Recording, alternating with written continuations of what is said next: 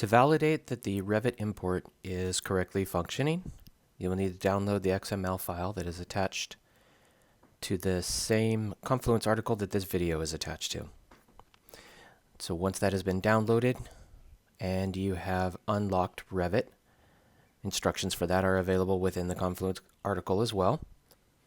You should be able to proceed with this validation exercise. To get started, once you get into the job file, go to the BIM menu at the top in the ribbon. Click on the Import Revit button. When this screen comes up, I generally like to maximize it just so I have enough space to see everything. On the Select File tab, click the Browse button. Navigate to the file that was attached to the article. Be sure to right-click the file and go to Properties, and if present down at the bottom, make sure to unblock. By default, when you download a file on Windows 10, it is typically blocked. I have already unblocked this file. Select the file and hit the Open button at the bottom, and you'll see that the file path is listed here and also that it contains 552 items inside of it. Go to the Next Stage button down in the bottom right, or you can just click on the next tab, which is Item Filter. At the Item Filter, you're going to see that there's 127 unique items. The program will go through and find all 18 by 12 duct and add up the total length for it and list it here. That's why there is only 127 rows of items here. This is for the unique items. We have collated or accumulated the items. For the process of this Revit import validation, we're not going to filter anything on this screen at this time. Let's move on to the pressure file mapping, and we need to map the pressure files. So first off, we're going to start with the name of the pressure class that is coming from the Revit file. In this case, it says supply air. I have already mapped these once before. I'm going to go through the exercise to do it again. So the supply air is going to be mapped to in my base setup, and then I'm going to choose the pressure class that I desire. I'm going to expand this column so that I can see all of the name. I'm going to use the 2-inch standard SMACNA low pressure galvanized fab and install pressure class. I've already done the same for the return and the exhaust air. They would all typically go into the same pressure class, so therefore I've mapped them all to the same pressure class.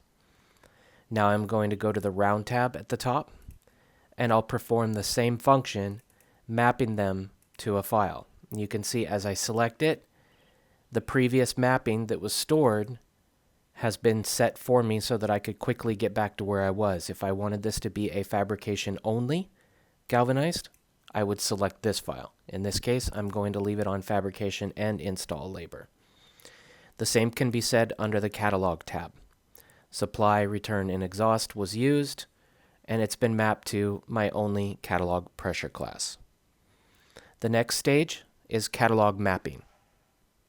For catalog item mapping, we are shown a list of the catalog items within the Revit file, meaning they are not rectangular, round, or oval, and we must map them to something within our catalog items, or it will not be imported. So, rectangular balance damper. I'm going to select it in the list, go to my accessory item catalog, go to dampers, and go to the rectangular manual damper. When I select it, I can see that the dimensions are 8 by 8. I can scroll over to the side to see what the width plus height is, which is 16. The other option I could have done was looking at the code, and I can see that it's a rectangular manual damper and the size is 16. 8 plus 8 is 16. Balancing damper round, go to the balancing damper round and select the 10-inch. Repeat that for the 14. And now move on to diffuser, return, round neck lay-in 14-inch diameter. Air devices, return, diffuser will be under perforated grill, and that's 14-inch diameter. Supply round neck 10-inch. We can use the 2-cone diffuser, 10-inch. And then same thing for the 8. Exhaust grill, 8 by 8. Sidewall register, and then 8 by 8. Flex ducts, 10-inch diameter. So we go back to the accessory items catalog, go to snap block items, flex R6, and we select the 10-inch, and then the 14, 16, and then the 8. And that would conclude mapping the catalog items. Next, we would go to component mapping.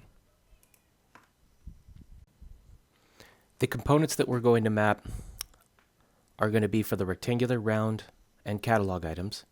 And it's going to be liner, wrap, and turning vanes, if used within the Revit file.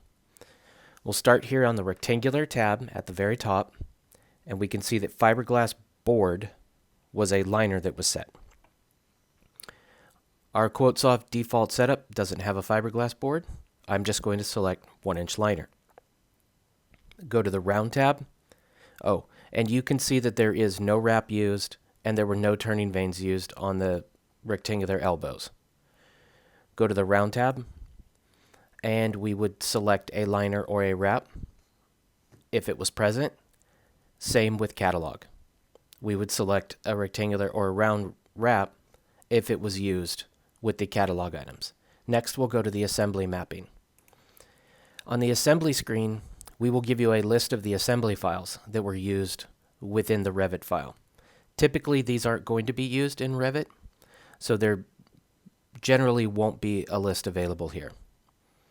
Go to scope mapping, and now we need to map the scope fields from the Revit file to what we're going to use within the QuoteSoft program. And as you can see here, there was no scoping information filled out in this Revit file. So the next step is to go to Review and Import. And on the Review and Import screen at the top, we can see we're going to import all 552 items, all pressure files, components, catalog items, and of course there were no assemblies, have been mapped. Green bubble all the way down. Go ahead and hit the Begin Import button. This was a pretty quick process, less than about a minute, and through the magic of video editing, we're here at the end. Import complete without any exceptions. Go ahead and hit the Close button down in the bottom right. The job has been created for you. QuoteSoft Offices 2020 Duct Export. There is no zone name, so we pre-filled it with no zone name, and you should be able to open it and see a 552 line item audit trail. If you're using the QuoteSoft default database and no changes have been made, your grand total for your project should be, or for your zone, should be $41,980.75. This concludes the basic validation steps for doing a Revit import.